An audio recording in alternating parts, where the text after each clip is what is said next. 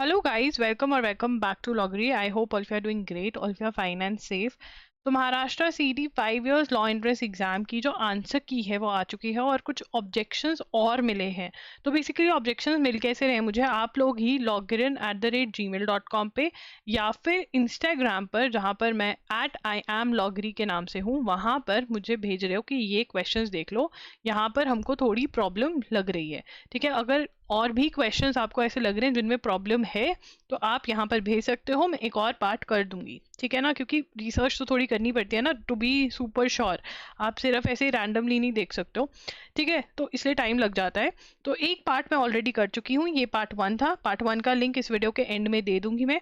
और मैंने जैसे कहा था कि आपको एक्सप्लेनेशन भी मेरे से ही लेकर के चैलेंज कर देना, अगर किसी को चैलेंज करना है तो मैं आज ये बिल्कुल बिल्कुल आपको एक्सप्लेनेशन भी दे दूंगी, मतलब डॉक्यूमेंट ही दे दूंगी। तो वहां से आप कॉपी पेस्ट करते रहना। ठीक है, उसके बाद आइडेंटिफाई द करेक्ट स्पेलिंग, ये गलत है, मतलब करेक्ट स्पेलिंग गलत इन द सेंस यहाँ पर 2 करेक्ट आंसर है तो दोनों के लिए ही मार्क्स देने चाहिए। ये बोल रहे हैं कि ये वाला करेक्ट है डिजास्टर्स, पर डिजास्टर के स्पेलिंग भी तो करेक्ट है, तो दोनों के लिए मार्क्स मिलने चाहिए। अब उसके बाद यहाँ पर क्वेश्चन है कि जो इंडिया है ठीक है ना, क्वेश्चन क्या है, एक मिनट रुको, कि जो इंडिया है, क्वेश्चन ये है कि इंडिया जो है, यहाँ से हमें पता चलेगा, ये बहुत जरूरी है कि जो इंडिया है इज कॉल्ड एज रिपब्लिक। ठीक है, हाँ भाई हम रिपब्लिक हैं। अब यहाँ पर ये कह रहे हैं the head of the state is not hereditary monarch, तभी हम रिपब्लिक हैं।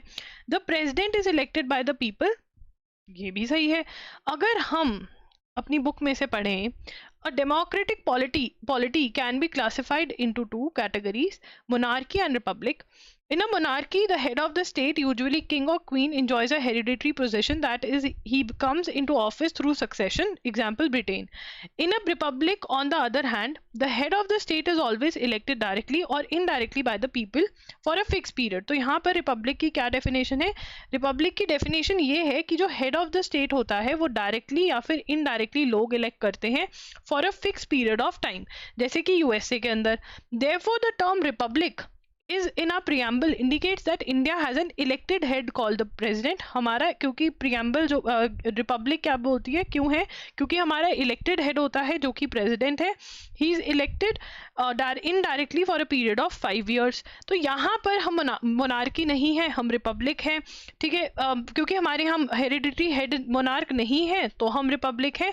और क्योंकि हमारे यहाँ president elected by the people होता है। अब यहाँ पर ये भी हो सकता है कि president is indirectly elected by the people होना चाहिए था, ये अगर डिटेल में हो सकता है the president is elected, but क्योंकि अगर आप बहुत बच्चे गूगल करते हैं तो वहाँ पर ये लिखा होता है कि head of the state is elected. ठीक है ना, ही इज इलेक्टेड इनडायरेक्टली। अब यहाँ पर ये तो है कि इनडायरेक्टली वर्ड लिखा हुआ है, बट आई थिंक चैलेंज होना चाहिए। ठीक है ना, ये लोग कह रहे हैं ये है, बट हाँ इनडायरेक्टली बाय द डायरेक्टली और इनडायरेक्टली वाला तो है, बट हाँ दोनों सही हो सकते हैं। बट यस, अगर हम M Laxmikanth which is the like the माई बाप ऑफ इंडियन कॉन्स्टिट्यूशन वहां पर देखते हैं तो यही कह रहे हैं कि हमारा जो हेड होता है वो इलेक्टेड होता है। ठीक है, लोग इलेक्ट करते हैं, एंड बट इनडायरेक्टली वाला is indirectly elected by the people. क्या बताइए, वो कहना चाहे कि इनडायरेक्टली नहीं था तो ये सही नहीं था, इसका मतलब कि ये बहुत डिटेल में जाने लगे। इसका मतलब ये हो गया कि जिस पेपर को हम आसान आसान बोल रहे थे वो इतना अब आसान नहीं है। बट यस, एक चैलेंज किया जा सकता है जिसके अंदर आप ये वाली डेफिनेशन पूरी उठा करके लिख कर दे सकते हो। ठीक है ना, यहाँ से कॉपी कर सकते हो, ये टाइप खुद करना पड़ेगा आपको। उसके बाद यहाँ पर एक और क्वेश्चन, ठीक है ना, इसका भी मैं इमेज डालना चाहूंगी। ठीक है, अब यहाँ पर ये क्वेश्चन है, ठीक है, इसमें ये कह रहे हैं, एक मिनट में इमेज यहाँ पर डाल करके क्वेश्चन साथ साथ पढ़ूंगी। देखो ये कह रहे हैं कि टॉम फेसेस नॉर्थ, टॉम ने नॉर्थ की तरफ फेस किया हुआ, हमने बिठा दिया टॉम को नॉर्थ की फेस करके। Turning to his right, right चला। He walks 2 kilometre, 2 kilometre Tom चलता है, चला चला चला चला दिया। फिर उसके बाद जो टॉम है वो लेफ्ट टर्न ले लेता है और 3 किलोमीटर चलता है। फिर टॉम दोबारा से 2 किलोमीटर चलता है अपने राइट को। फिर टॉम चलता है 5 किलोमीटर राइट को। फिर फाइनली राइट लेकर दोबारा से 4 किलोमीटर मतलब 4 किलोमीटर चलता है और यहाँ पर आके टॉम जी रुक जाते हैं। अब यहाँ पे क्वेश्चन है in which direction is he now from the starting point. Starting point तो हमारा ये है, यहाँ से टॉम ने स्टार्ट किया था। डायरेक्शन क्या बनी, ये नॉर्थ है, ये साउथ है। ठीक है ना, ये वेस्ट है और ये ईस्ट है, ये तो साउथ की तरफ खड़ा है फ्रॉम द स्टार्टिंग पॉइंट, तो आंसर तो ये होना चाहिए था, इन्होंने साउथ ईस्ट बना दिया है, ठीक है ना। तो मेरे ख्याल से ये आंसर होना चाहिए। उसके बाद आगे चलेंगे, एक क्वेश्चन है which king issued first gold coin. अब बच्चे कह रहे हैं कि देखो दी यहाँ पे किंग लिखा हुआ है और यहाँ पे एम्पायर आंसर है, ये गलत है। तो आप चैलेंज कर सकते हो, ट्राई कर सकते हो, ठीक है ना। बट अगर हम कहें कभी ये लोग ये भी बोल देते हैं कि आपको बेस्ट आंसर चूज करना था, तो बेस्ट आंसर तो कुशाना एम्पायर था, वहीं पे आया था। बट यस, अगर ये है, ठीक है ना। उसके बाद ये एक क्वेश्चन है जो बहुत बच्चों ने भेजा है, मिस्टर जेड पोजेसेस सम पॉइजनस ट्रीज, ठीक है ना। मिस्टर जेड के पास कुछ पॉइजनस ट्रीज हैं, ठीक है जी, मिस्टर जेड के पास। On his premises mister Y horse horse horse horse intrudes, ठीक है, over the boundary. Over the boundary intrudes, अगर हम इसकी पिक्टोरियल थोड़ा सा बनाएं कि अगर ये बाउंड्री थी, यहाँ पर पौधे लगे हुए थे, हॉर्स ने ऐसे इंट्रूड किया, ठीक है, and dies by eating the leaves of poisonous trees projected out there in the light of these circumstances which of the following is true, ठीक है ना। अब नॉर्मली आपने इसके बहुत सारे क्वेश्चन सॉल्व करे होंगे जिसके अंदर कहा जाता था कि यू नो बाउंड्री वॉल पे ऐसे लटक रहा था पेड़, वहां पर काऊ ने खा लिया कैट और काऊ मर गई, ठीक है, ये हमने पढ़ा था बहुत बार। अब यहाँ पर ऐसा नहीं है, यहाँ पर उसी के प्रेमाइस में लगे हुए थे, उसी के प्रेमाइस में वो गया हॉर्स खा कर आ गया और मर गया, राइट। अब यहाँ पर ये लोग कह रहे हैं, ऑप्शंस क्या है, mister Z is not liable because mister Y must have taken due care of the horse, mister Z is not liable because poisonous trees are on his own land, mister Z is liable because projection of poisonous trees escape from his land, कहीं पे भी नहीं लिखा। ये answer मेरे ख्याल से उन्होंने दिया है, पर कहीं पे भी एस्केप का तो लिखा नहीं। यहाँ पे ट्रीज प्रोजेक्टेड आउट देयर, मतलब प्रोजेक्शन जो थी उसी लैंड पे थी, ठीक है, और उसने इंट्रूड किया। Mister Z is not liable because he didn't acted negligently, ठीक है। अब यहाँ पर, ठीक है, यहाँ पर अगर हम एक्सप्लेनेशन देखें तो ये सही है, mister Z is not liable because poisonous trees are on his own land, तो ये करेक्ट मुझे लग रहा है, मेरे हिसाब से ये करेक्ट होना चाहिए, क्योंकि रायलैंड फ्लेचर वाली जो जजमेंट है वो बहुत क्लियरली कहती है, if a person keeps dangerous things on his property and it escapes.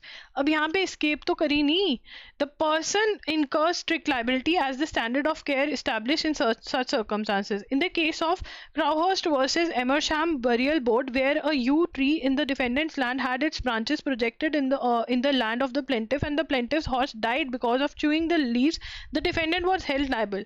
अब यहाँ पर ये था कि उसके लैंड में जा रही थी, वहां से उसने खाया, पर ये तो ऐसा लग रहा है कि इधर आया है, तो जो आंसर लग रहा है वो ये वाला आंसर सही लग रहा है, ठीक है ना। ये वाला आंसर जो है वो ज्यादा सही लग रहा है, क्योंकि एक्सप्लेनेशन भी इसमें आ जाती है कि भाई क्योंकि उसके लैंड पे लगे हुए थे इसलिए, तो ये बेस्ट मुझे लग रहा है, ठीक है। डिस्कस आप भी कर सकते हो, यू कैन ऑल्सो टेल कि भाई नहीं ये नहीं है।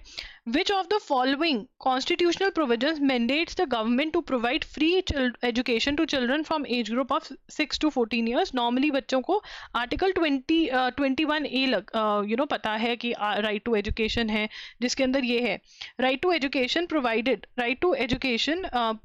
Free and compulsory education to children and enforce it 2009 में आर्टिकल 21A में आया ये, originally part 4 of Indian constitution. Article 45 and 39F of DSPS directive principle of state policy में ये था, had a provision for state funded as well as equitable and accessible education.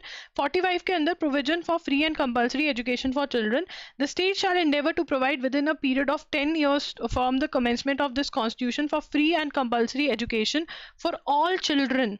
यहाँ पर free and compulsory education for all children until they complete the age of 14 years, ठीक है ना। तो यहाँ पर within the commencement the free and compulsory education for all children until they complete the age of 14, तो यहाँ पर क्योंकि 21A तो है नहीं कहीं पर भी, 21 है, ठीक है ना, 21 है, 21A तो है नहीं। अगर हम दोबारा से बेस्ट आंसर चूज करें तो ये है, बट येस हाँ बिल्कुल 21A ज़्यादा बनता है आंसर, ठीक है। तो ये अब डाउटफुल वाले क्वेश्चंस आ जाते हैं, क्योंकि यहाँ पर भी देखिए ना, यहाँ पे लिखा हुआ है the state shall endeavour to provide within a period of 10 years from commencement of the free and compulsory education for all children until they complete the age of 14 years, ठीक है ना। बट ये 6 to 14 years वाला जो clarity दी हुई है या right to education वाले में दी हुई है, तो अगेन कर सकते हैं, बट हाँ इन्होंने इसी आंसर को बोला है, ये हम नहीं करेंगे, ठीक है। तो आर्टिकल 21 जो है वो नहीं हो सकता, या तो 21A मेंशन किया होता। अगेन जो बेस्ट आंसर चूज करेंगे, अगर हमें कहा जाए कि आपको बेस्ट चूज करना था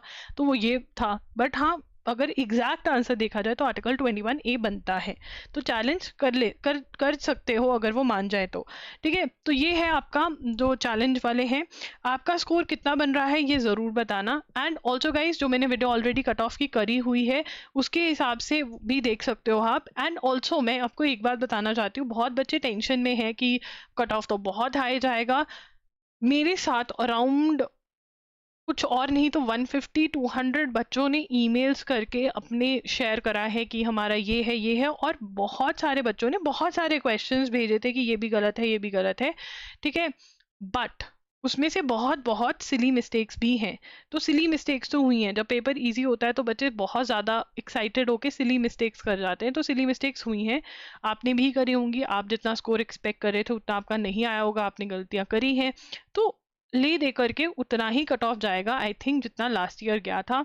ठीक है, अगर आपके नॉर्मलाइजेशन वाले डॉक्यूमेंट में 145 149 मेंशन किया हुआ है, आपको लग रहा है कि अरे बाप रे कट ऑफ उतना जाएगा, नहीं। Cut off is the last student जो उस कॉलेज में एंटर करता है आपकी कैटेगरी का, वो कट ऑफ है।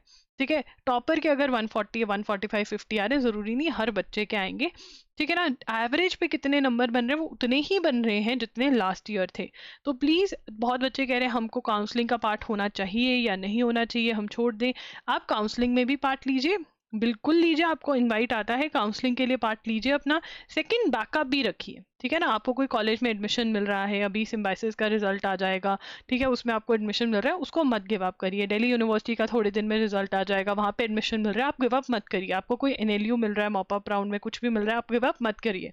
ठीक है ना, बट यस, काउंसलिंग का भी पार्ट रहना है। आपको ये नहीं सोचना कि अरे ये बोल रहे हैं, हम किसी को नहीं पता है यूट्यूब पे कि कट ऑफ कितना जाएगा।